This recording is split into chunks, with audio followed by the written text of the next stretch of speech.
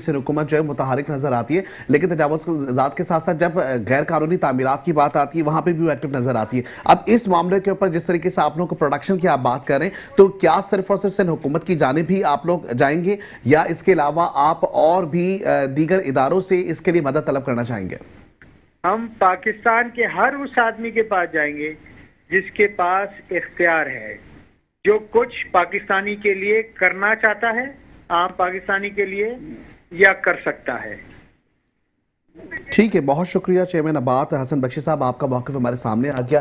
ये तमाम तर सूरत हाल सबके सामने नजर आ रही है, जिसमें हम ये देख रहे हैं कि खास करके एक जानिब हम देखते हैं कि जब बात आ रही होती है पूरे पाकिस्तान की बात अगर करें तो वहां पे दूसरी जानिब हम देखते हैं कि जी पाकिस्तान का जो छोटा मिनी पाकिस्तान है वो कराची है, और कराची की अगर बात करें तो मीशत के हवाले से अगर बात की जाए तो मीशत में पाकिस्तान का पूरा पहिया चलाने के लिए जो मीशत के लिए अभी काम किए जा रहे हैं एक जानिब नजर आ रही है, लेकिन दूसरी जानिब जो अवाम और इसके साथ साथ जो ताजिर बरादरी परेशान नजर आ रही है, ये एक संगीन सूरत हाल नजर आ रही है, जिसकी वजह से हम देखते हैं कि जी पाकिस्तान की जो मईशत है वो रुकी हुई दिख रही है। गुड्स ट्रांसपोर्ट की भी बात करें तो वहां पे भी ये मामला नजर आते हैं। ऐसे में हुकूमत सिंध की जानिब से बड़े बड़े बयान तो दिए जाते हैं, बड़े बड़े मुतालबात किए जा रहे होते हैं, तजावुज़ात के खात्मे की बातचीत की जा रही होती है, वहीं हम देखते हैं कि असर और रसूख वाले मामला एक जानिब है, वहीं भत्ताखोरी का बाजार अभी भी गर्म होता हुआ दिखाई दे रहा है। यहाँ वक्त तो ब्रेक पे जाएंगे, वापस आते हैं, हमारे से जुड़े रहें, देखते रहे हमारे प्रोग्राम न्यूज़।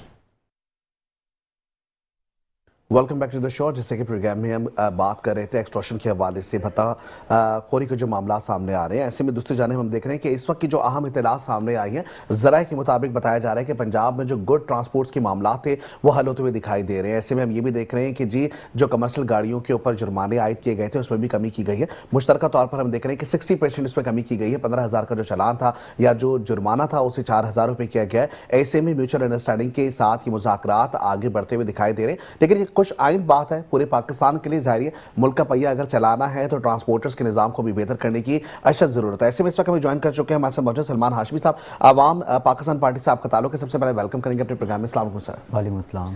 सलमान हाशमी साहब, गुज़िश्ता 2-3 प्रोग्राम से पहले भी हमने देखा कि बल्दियाती निजाम के ऊपर बात हुई थी, तजावुज़ात के बारे से भी बात हुई, अब एक्सटॉर्शन के मामला सामने आ रहे हैं। क्या समझते हैं ताजिर बरादरी के ऊपर अगर इस तरह का एक बर्डन डाल दिया जाएगा, या सिर्फ एक्सटॉर्शन भत्ताखोरी नहीं है बल्कि ऐसे में हम देख रहे हैं कि जान लेने की धमकियां भी आ रही हैं, तो आप किस तरीके से देखते हैं? खास करके आप एक अवाम पाकिस्तान पार्टी से भी ताल्लुक है, एक अवाम को रिप्रेजेंट करने के लिए या अवाम के तहफ़्फ़ुज़ के लिए भी आप लोग काम करें, ऐसे में ताजिर बरादरी की इस मुश्किलात को आप किस तरीके से देखते हैं? बिस्मिल्लाहिर्रहमानिर्रहीम। बहुत शुक्रिया मुख्तार भाई, अपने प्रोग्राम में आपने मुझे बुलाया और प्रोग्राम का आगाज़ जो है ये भत्ते के और इंस्ट्रक्शन के हवाले से आपने करा, तो मैं आपको आवाम की तरफ से एक मैसेज देना चाहता हूँ। आवाम तो पहले ही परेशान है, बहुत सारे मामलात हैं हमारे पाकिस्तान में, हमारे सिंध में, और अभी ये जो मामलात चल रहे हैं, जो भत्ते की मामलात डेली बेसिस पे रोज़ाना बंदा घर से निकलता है तो 10 बार सोचता है, जो मामला चल रहे हैं कि कहीं निकलूँ तो मेरा मोबाइल ना छिन जाए, कोई पैसे ना छिन जाए, बहुत सारी परेशानियाँ डेली पे हैं। अभी आपने कुछ दिन पहले देखा है कि 10 से 12 केसेस जो हैं वो भत्ते के तलब हुए हैं, ठीक है, सिंध में, और उससे दरमियान 35 से 40 कोले हैं लगातार के जी। पर आप कोई भी काम करते हैं तो उसके पहले आप हमें एंट्री करवाएं। कोई भी आप कोई ताजिर अपना कोई नया काम कोई बिल्डिंग के हवाले से, कोई दुकान के हवाले से, कोई भी कारोबार, ताजिर बरादरी कोई भी वो काम डेवलप करती है तो वो भत्ते की कॉल आती है। आपने देखा भी होगा, डेली बेसिस पे न्यूज़ में चल रहा होता है, अक्सर बयान चल रहे होते हैं कि जी इसको पर्ची आ गई है, वहाँ फायर करके चले गए हैं, बहुत सारे मामला हैं। तो मैं समझता हूँ कि सिंध हुकूमत की नाअहली है पहली। दूसरी बात यह है कि देखें ताजिर, अगर आप फिर मैं पिछले माजी में जाऊंगा 2-4 आप देखें साल पहले भी, क्योंकि बहुत बड़ी बड़ी कंपनी हमारी कराची से इन कर आउट कर गई हैं, जो यहाँ बड़े बिजनेस पैमाने पे कर रही थी, ठीक है, वो यहाँ से छोड़कर इसी वजह से गई हैं कि जी हमें भत्ते की कॉल आती थी। हमारे पास पहले ही बिजनेस करने के लिए जगह कम पड़ गई है, वजह कि हमारे मायशी हालात ख़राब हो गए हैं, ठीक है, हमारी करेंसी डाउन हो गई है। वजह अब देखें, बिज़नेस अगर जो करना चाहता है, अपना रिस्क हलाल करना चाहता है कराची शहर के अंदर, जहाँ पहले भी मैं जिक्र कर चुका हूँ कि कराची शहर से 70 से 80% टैक्स जाता है ताजिर का, यहाँ से इंक्लूड टैक्स होता है, जमा होता है, तो वो ये टैक्स जाता कहाँ है? वजह ताजिर अपना टैक्स देता है अपनी कमाई से टैक्स प्रोवाइड करता है, तो सिंध गवर्नमेंट का काम है कि उसको सिक्योरिटी फराहम करे। सिक्योरिटी ये नहीं कि आपने उसको पुलिस दे दिया, आपने उसकी चीज़, आप ये जो मामला चल रहे हैं तमाम भत्ते के, तमाम इंस्ट्रक्शन के, तमाम ये जो गैर मुतल्ला अफराद जो लोग आते हैं भत्ते की पर्चियाँ देते हैं, तो उसको आप कवर करें, ठीक है। हर गली में, हर नुक्कड़ पे आपको कवर करना चाहिए। आप सिंध में देख रहे हैं, सिंध हुकूमत को चाहिए कि आवाम को तहफ़्फ़ुज़ दे, ठीक है। कराची में ये पहला वाक़या नहीं है इंस्ट्रक्शन का, इसमें और भी अभी आपने सफूरा का भी वाक़या देखा होगा कि गेट से उस बच्चे को भी अगवा करके ले गए थे घर से, ठीक है। उसके बाद फिर आपने अभी 2 दिन 3 दिन पहले भी देखा होगा कि बिल्डिंग के ऊपर 2 मुसल्लह अफराद आते हैं बाइक पे और उसको गोलियां मारकर गेट पे जाते हैं, ठीक है। तो ये सिंध हुकूमत की नाअहली है कि सिंध हुकूमत को काम करना चाहिए आवाम के लिए कि देखिए आवाम के टैक्स से उनको तनख्वाहें मिलती हैं, उनको जवाब देना पड़ेगा, सिंध हुकूमत को जवाब देना पड़ेगा। और इदारे जो इन्फोर्समेंट जो हैं, तमाम फोर्सेस, रेंजर्स का काम है कि इनको कवर करें। वैसे रेंजर्स कवर देके जितना उससे होता है वो करती है, ठीक है। लेकिन हमारी नीचे की सतह पे जो पुलिस है, जो इलाकाई पुलिस है, उसको चाहिए कि ये कवर करें। हम जब अपने मफाद के लिए काम करेंगे, अपने पैसों के लिए काम करेंगे, तो तमाम इदारे जब अपने लिए काम करेंगे तो आवाम का कोई सोचेगा नहीं, तो आवाम के साथ तो फिर ये चीज़ें रेगुलर बेस पे बनेंगी।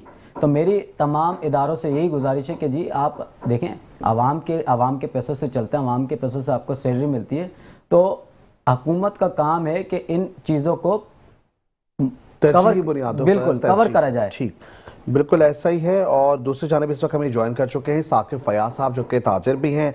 वेलकम करेंगे अपने प्रोग्राम में। अस्सलाम वालेकुम सर।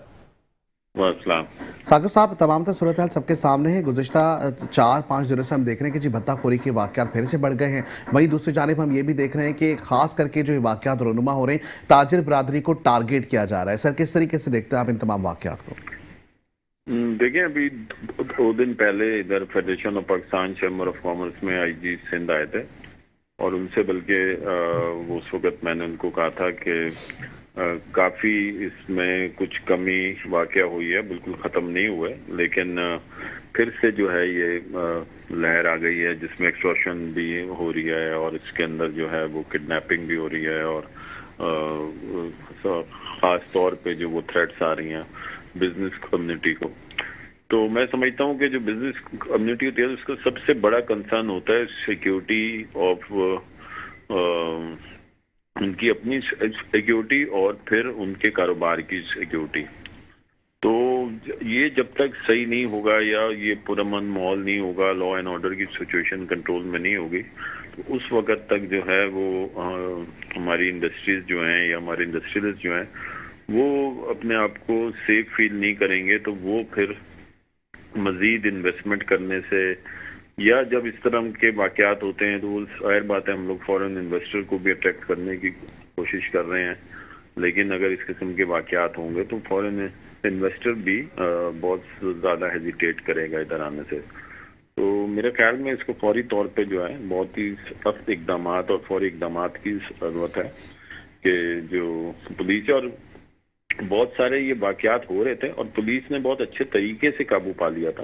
अच्छा, पुलिस के एक मौक़िफ़ भी सामने आया था साकिब फयाज साहब कि ये जो वाक़यात हुए हैं 50% तक जो वाक़यात उन्होंने बताए, उन्होंने कहा बड़ी डिटेल में जाके हमने देखा है और ये वाक़यात ज़्यादातर आपस के लेन देन के मामलात हैं, इससे जो सिक्योरिटी वाले जो मामलात हैं वो नहीं हैं। तो सर, आप समझते हैं कि वाकई में ज़्यादातर मामलात जो हैं वो लेन देन के आपस के मामलात हैं? देखिए, आपस के मामलात भी हैं, लेकिन जो सिक्योरिटी इश्यूज के भी मामलात हैं।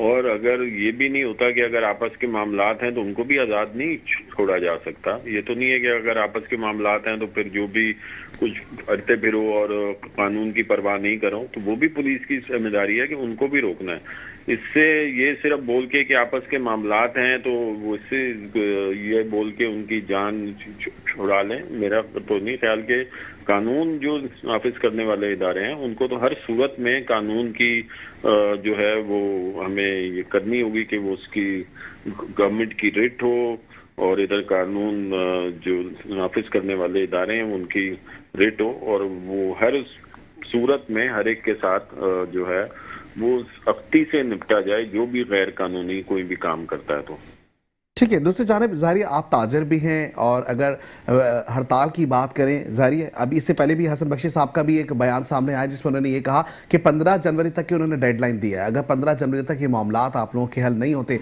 तो क्या ताजिर बरादरी भी फिर एहतजाजी तौर पर बाहर निकलेगी? देखिए, हम लोग एहतजाज तो कर ही रहे हैं कि अगर